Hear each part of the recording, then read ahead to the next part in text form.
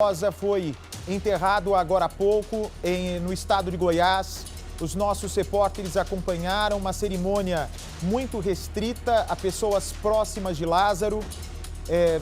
Mais uma vez ressalto que a família não tem nada de participação até que se prove o contrário. É bem verdade que algumas pessoas ligadas ao Lázaro ainda são investigadas, mas não se tem ainda nenhum indício de participação, apenas investigação de algumas pessoas próximas, portanto, que devem ser tratadas com respeito, mesmo depois da morte de Lázaro. Bart, se fosse um parente seu, assassino, estuprador, condenado, foragido da justiça, você iria no enterro? Eu não.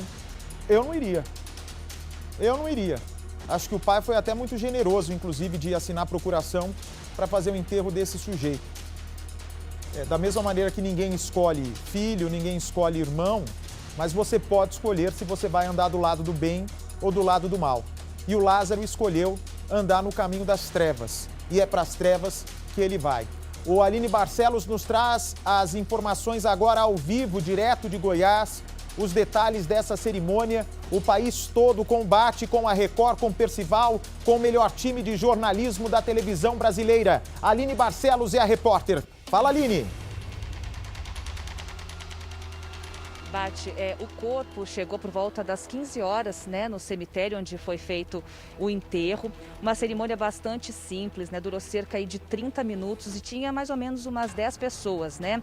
Estavam a Ellen, a atual companheira do Lázaro, a sogra, a filha do casal e também o cunhado. A Ellen, durante todo o tempo, se mostrou bastante comovida, chorou bastante, chegou a se debruçar em cima do caixão e teria dito, né, que não precisava de nada disso, assim, né, querendo dizer que ele não precisava ter escolhido esse caminho e que não precisava ter havido esse desfecho para o casal, né, que afinal de contas agora ela fica sem o companheiro, a filha fica sem o pai. Então foi uma cerimônia, né, carregada aí de muitas lágrimas por parte da Ellen, né? Durou cerca aí de 30 minutos, algo aí bastante rápido, né?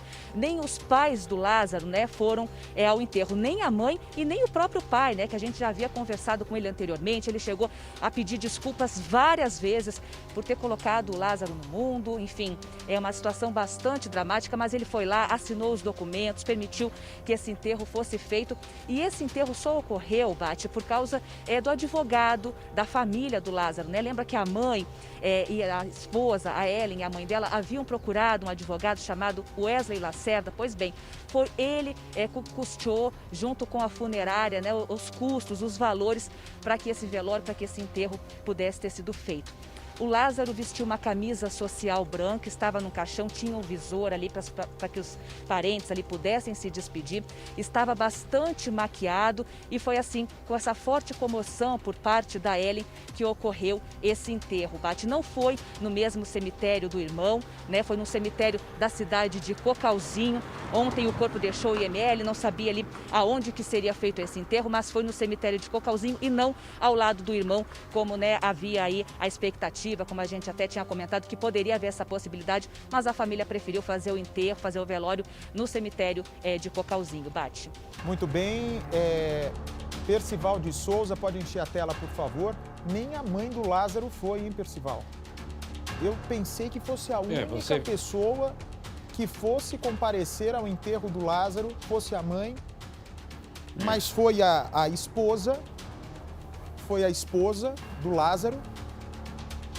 A Ellen, eu acho que a Ellen é uma pessoa também muito inocente, que realmente não percebeu quem ela tinha dentro de casa. Ela não percebeu quem tinha dentro de casa. Justamente por ter essa personalidade, não é, sedutora, empática com as pessoas, o Lázaro conseguiu ludibriar essa jovem também. Essa é a percepção que eu tenho, Percival. Imagina só, uma moça que sabia que era homicida, mas ela disse que nunca tinha comentado nada de assassinato com o marido, com medo que ele ficasse nervoso. Nervoso devia estar ela, de ficar na casa com um sujeito como esse. E aí também ela diz, mas não precisava dar tanto tiro nele, só 2 tirinhos na perna eram suficientes. 2 tirinhos na perna, ele descarregou todo o pente do revólver para cima dos policiais, Percival. Infelizmente, esse é o caminho que o Lázaro escolheu. podia ter escolhido o caminho do bem, teve todas as oportunidades do mundo, mas que isso sirva pelo menos de exemplo, que essa imagem, quando nem o pai nem a mãe foram ao enterro do filho, imaginem só, nem mãe nem pai foram ao enterro do filho. É o pior destino que esse homem poderia ter e que sirva de exemplo para os nossos jovens a escolherem o caminho do bem, porque o caminho do mal ou vai ser este do Lázaro ou então a prisão, que é pior que a morte aqui no Brasil, Percival.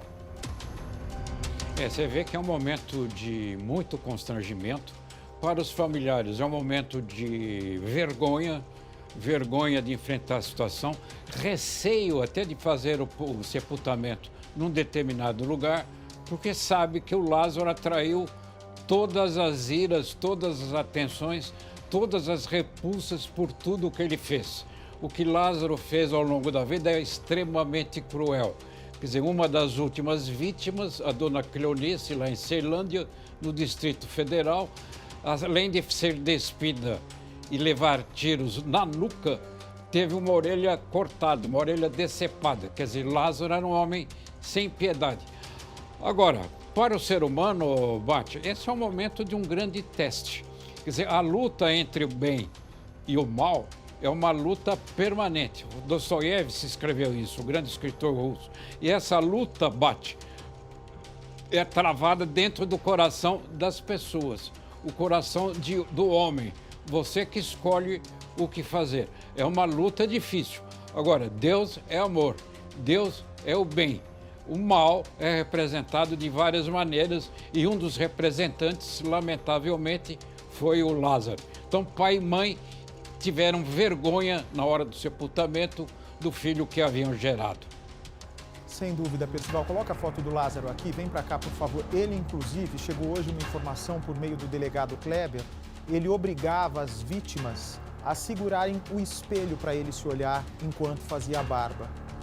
Vocês têm noção ou não?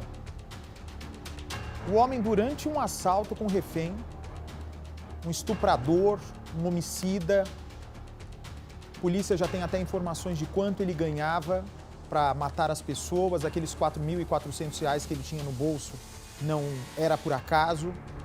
Ele segurava o espelho, as vítimas eram obrigadas a segurar o espelho para o bonitão fazer a barba antes de matar ou estuprar as pessoas.